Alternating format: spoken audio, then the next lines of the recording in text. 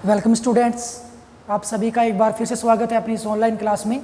अपने बात कर रहे थे लास्ट क्लास में लेसन नंबर 12 यानी कि तरंग प्रकाशिकी की, जिसके अंतर्गत हमने डबल स्लिट और एकल स्लिट को समझा और साथ में हमने लास्ट क्लास में समझा था किसी भी यंत्र की विभेदन क्षमता को।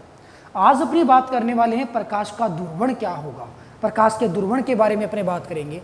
लेकिन मैं उससे पहले जो लास्ट क्लास में हमने पढ़ा था विभेदन क्षमता, उसमें लिखने में थोड़ी सी त्रुटि थी, उसको मैं सबसे पहले कंप्लीट कर देता हूँ कि जब हमने विभेदन क्षमता ज्ञात की थी तो हमने ये कहा था कि जो थीटा मिनिमम होता है उसका मान 1.22 लैम्डा बटे कैपिटल डी होता है और थीटा मिनिमम को हमने tan थीटा बोला, जिसका मान हमें L/D प्राप्त हुआ था इज इक्वल 1.22 लैम्डा बटे कैपिटल डी मिला था। जब हमने यहाँ पे विभेदन सीमा ज्ञात की, L का मान ज्ञात किया, तो जब हमने पक्षांतरण किया तो इस D को हम लिखना यहाँ पे भूल गए थे। कहने का मतलब जाहिर सी बात है, और आई थिंक कि इस चीज़ को बच्चों ने नोट कर लिया होगा और वो समझ भी गए होंगे कि लिखने में त्रुटि होगी। जो D यहाँ पे बटा में है, पक्षांतरण होगा, सामने मल्टीप्लाई जाना है, लेकिन हम यहाँ पे ये मल्टीप्लाई करना भूल गए थे, तो यहाँ पे ये L का मान निकल के आ गया। इसका रिवर्स कर दोगे तो आपको विभेदन क्षमता प्राप्त हो गई थी। तो यहाँ से विभेदन क्षमता का फॉर्मूला क्या बन जाएगा, D बटा 1.22 लैम्डा डी, और यहीं पे यदि आप इसको F के पदों में फाइंड आउट कर लोगे, यानी कि D है वो यहाँ पे इंक्लूड होगा और D के स्थान पे यहाँ पे आपको F पुट करना होगा, जो कि आपका फाइनल रिजल्ट बन जाएगा। इसी प्रकार से आज अपनी बात करने वाले हैं कि प्रकाश का दुर्वण है वो क्या होगा, किस प्रकार से हम ध्रुवित और ध्रुवित प्रकाश को प्राप्त करने वाले हैं। तो आइए बात करते हैं प्रकाश के दुर्वण की। चलिए बात करते हैं प्रकाश का दुर्वण। दुर्वण की डेफिनेशन को समझने से पहले हमें ये पता करना होगा कि अध्रुवित प्रकाश क्या होता है और ध्रुवित प्रकाश क्या होता है। उसके पश्चात अपने इसकी परिभाषा को समझेंगे। अध्रुवित प्रकाश और ध्रुवित प्रकाश के बारे में हमें सबसे पहले जानना है। ओके, तो एक्चुअल में किसी भी प्रकाश स्रोत से जो भी तरंगें निष्कासित होती हैं या निर्गत होती हैं वो एक निश्चित डायरेक्शन में संचरित होंगी। तो प्रकाश के पास यानी कि प्रकाश तरंग के पास दो कंपन सदिश होते हैं, एक तो होता है विद्युत क्षेत्र सदिश और एक होता है चुंबकीय क्षेत्र सदिश, जो कि विद्युत चुंबकीय तरंगों के आधार पे माना जाता है। जब हमने इस लेसन की शुरुआत की थी हमने ये समझा था कि जो भी प्रकाश किरणें होती हैं विद्युत चुंबकीय तरंगों के रूप में व्यवहार करते हैं, यानी कि प्रकाश के पास यानी कि प्रकाश तरंग के पास भी विद्युत क्षेत्र होता है और चुंबकीय क्षेत्र होता है, जो कि मैक्सवेल का अपने पास सिद्धांत था। तो वहाँ पे जो भी प्रकाश होगा जो निश्चित डायरेक्शन में गति करेगा, इस प्रकार से सपोज दैट कि ये प्रकाश है वो गतिशील अवस्था में है, तो इसके पास एक घटक तो इस प्रकार का होगा और एक घटक इस प्रकार का होगा। यानी कि पहली बात तो ये गांठ बांध लो कि जो विद्युत क्षेत्र और चुंबकीय क्षेत्र होते हैं वो हमेशा एक दूसरे के लंबवत होते हैं, परपेंडिकुलर होते हैं। जब भी ये प्रकाश संचरित होगा तो संचरण की अवस्था में इसके कंपन किस प्रकार होंगे, एक सदिश है वो तो इस प्रकार से कंपन करेगा, वाइब्रेशन होगा, दूसरा सदिश इस प्रकार से कंपन करेगा और प्रकाश तरंग वो एक निश्चित डायरेक्शन में चलती जाएगी। यानी कि सपोज दैट एक कंपन ये हो गया और एक कंपन ये हो गया, तो जब कोई भी तरंग गति करती है तो कंपन इसके इस प्रकार होते हैं। ओके, तो एक एक्स एक्सिस के अनुदिश कंपन करेगा और एक वाई एक्सिस के अनुदिश कंपन करेगा, यानी कि उस प्रकाश तरंग के जो कंपन होंगे वो हर संभव दिशा में होंगे और वो जो प्रकाश होता है वो अध्रुवित प्रकाश होता है। यानी कि पहली बात तो ये कि प्रकाश तरंग के पास विद्युत क्षेत्र सदिश भी होता है और चुंबकीय क्षेत्र सदिश भी होता है और इन दोनों सदिश को संयुक्त रूप से प्रकाश सदिश कहा जाता है। प्रकाश सदिश किसे कहोगे, एक तो होगा विद्युत क्षेत्र सदिश, दूसरा होगा चुंबकीय क्षेत्र सदिश। इन दोनों सदिश को आप संयुक्त रूप से क्या कहोगे, प्रकाश सदिश कहोगे। इस चीज़ का आपको ध्यान रखना है। और यहाँ पे यदि इसका रिप्रेजेंटेशन करें तो एक कंपन तो बच्चों इस प्रकार का होगा, ये मैंने कंपन की डायरेक्शन को रिप्रेजेंट किया है, इस प्रकार से कंपन हो रहा है, और एक कंपन इस प्रकार से होना है तो इसको मैं इस प्रकार से डॉट के रूप में रिप्रेजेंट करूँगा। अब यहाँ पे विद्युत क्षेत्र कौन सा है, चुंबकीय क्षेत्र कौन सा है, वो कोई सा भी हो सकता है। ज़रूरी नहीं है कि यही विद्युत क्षेत्र है या फिर ये चुंबकीय क्षेत्र है, ऐसा कुछ नहीं है। कोई सा भी विद्युत क्षेत्र या चुंबकीय क्षेत्र हो सकता है। हालांकि ये दोनों एक दूसरे के परपेंडिकुलर होते हैं, लंबवत होते हैं। एक यदि वाई एक्सिस पे, सपोज दैट विद्युत क्षेत्र वाई एक्सिस पे है तो चुंबकीय क्षेत्र का कंपन है वो एक्स एक्सिस पे होगा। तो इस प्रकार का, और ये क्या हो जाएगा, ये प्रकाश संचरण की दिशा होगी। प्रकाश संचरण की दिशा हो जाएगी। ओके, ये जो प्रकाश आपको प्रदर्शित हो रहा है वो होता है अध्रुवित प्रकाश। तो अध्रुवित प्रकाश आप किसे कहोगे? वह प्रकाश जिसके कंपन या उसके प्रकाश सदिश, वह प्रकाश जिसके प्रकाश सदिश हर संभव दिशा में कंपनशील होते हैं, उस प्रकाश को अध्रुवित प्रकाश कहते हैं। अब ये ध्रुवित प्रकाश कौन सा होगा? अब अपने क्या करेंगे, जाहिर सी बात है कि अपने पास दो डायरेक्शन में कंपन है। तो जैसे अपने पास ये तरंग संचरण की दिशा है, उसमें एक कंपन इस प्रकार का होगा और एक कंपन इस प्रकार का होगा। Is that clear? ये दो कंपन हो गए।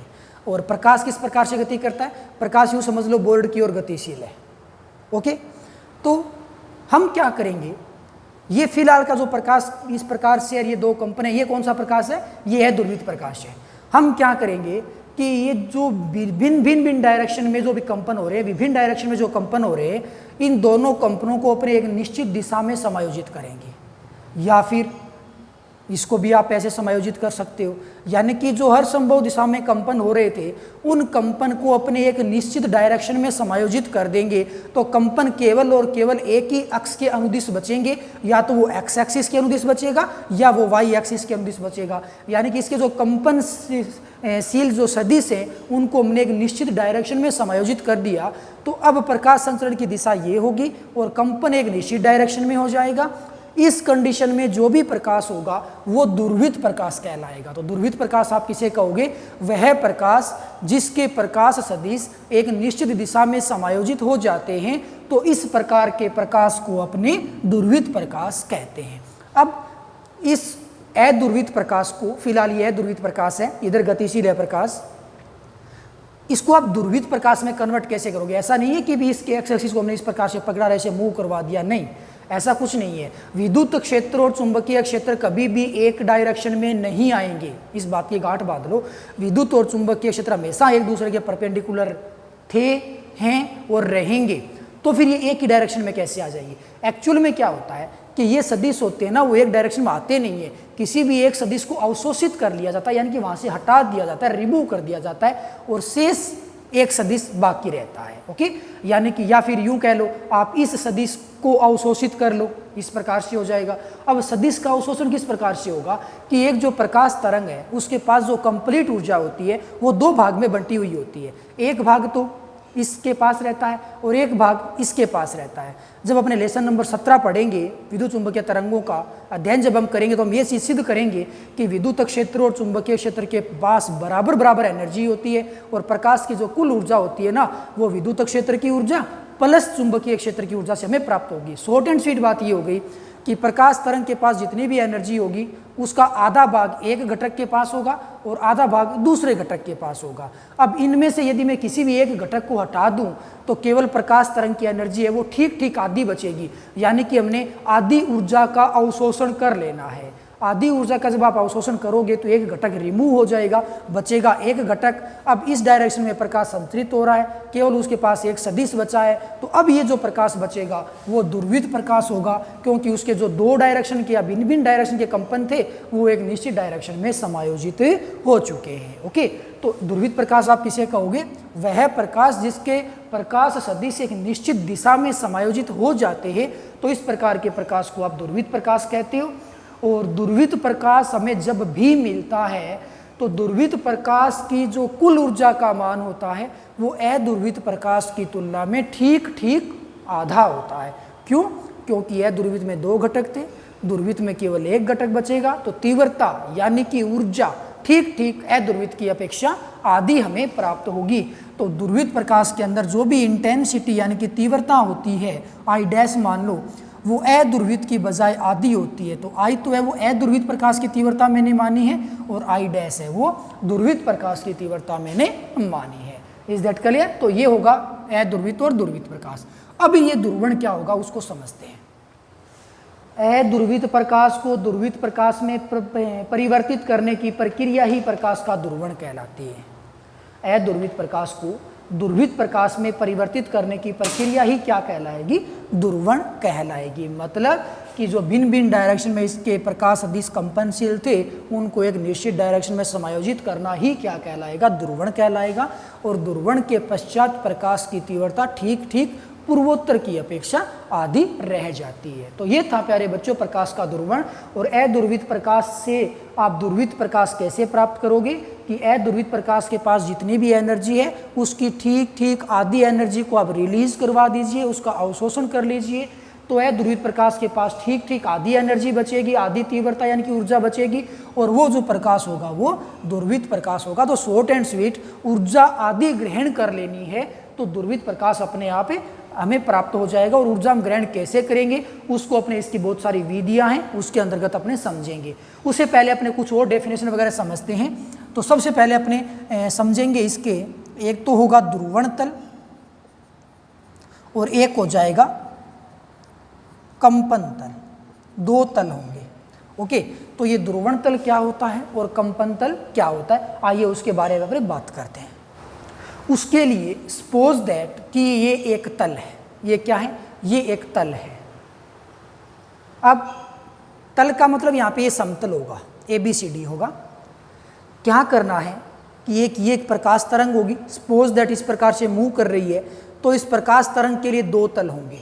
एक तल तो ये होगा, ये जो आपको प्रश्न नजर आ रहा है वो एक प्रकार का तल है।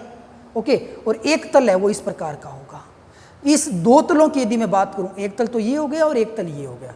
पहली बात तो ये कि दोनों ही तल में प्रकाश संचरण की डायरेक्शन विद्यमान होगी, मतलब ये प्रकाश जाएगा वो इस प्रकार से इसके बिल्कुल बीच से गुजरेगा, यानी कि इसके अंदर आपको प्रकाश संचरण की डायरेक्शन इस प्रकार अपवर्ड की दिशा में, ऐसा करोगे तो आपको ये फॉरवर्ड की दिशा में नजर आएगी, यानी कि इस प्रकार से प्रकाश संचरण की डायरेक्शन इसके अंदर होगी।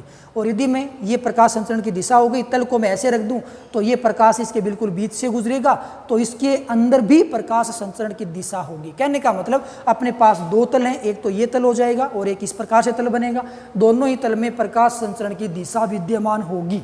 पहली बात तो। दूसरी बात ये कि दोनों तल में से एक तल के अंदर ध्रुवित प्रकाश के कंपन सदिश होंगे और एक तल में कंपन सदिश नहीं होंगे। कौन से में होंगे कौन से में नहीं होंगे उसकी अपने बात करते हैं। जैसे ये प्रकाश गति कर रहा है और हमने ध्रुवित प्रकाश की अपने बात कर रहे हैं, तो जाहिर सी बात है कि कंपन एक डायरेक्शन में होने, या तो वो इस डायरेक्शन में होंगे या वो इस डायरेक्शन में होंगे। सपोज दैट कि कंपन इस डायरेक्शन में है, तो यहाँ पे अब ये जो तल बनेगा, वाइब्रेशन होगा इस तल में, कंपन होगा। इस तल में कोई कंपन नहीं हो रहा है, तो ये जो तल है फिलहाल जो आपको नजर आ रहा है, इसमें प्रकाश संचरण की दिशा भी होगी और इसमें कण भी कंपन करेंगे, कण भी गति करेंगे, क्योंकि कण भी तो इसी के अनुदिश कंपनशील हैं। तो इसके अंदर प्रकाश संचरण की दिशा भी होगी और कंपन की डायरेक्शन भी होगी। तो कुल मिलाकर के बात ये हो गई कि वह सदिश जिसमें प्रकाश संचरण की दिशा व कंपन दोनों होते हैं, उस तल को कंपन तल कहते हैं। तो एक ऐसा तल ध्रुवित प्रकाश का वह तल जिसमें प्रकाश संचरण की दिशा और कंपन दोनों ही विद्यमान होते हैं, तो इस तल को आप कंपन तल कहते हो। तो ध्रुवण तल कौन सा होगा। अब आप इस तल की ऐसे कल्पना कर लीजिए कि प्रकाश है वो इस प्रकार से मूव कर रहा है, तो कंपन तो किस, ऐसे मान लो इसको, कंपन तो किस प्रकार के थे, कंपन तो इस प्रकार के थे।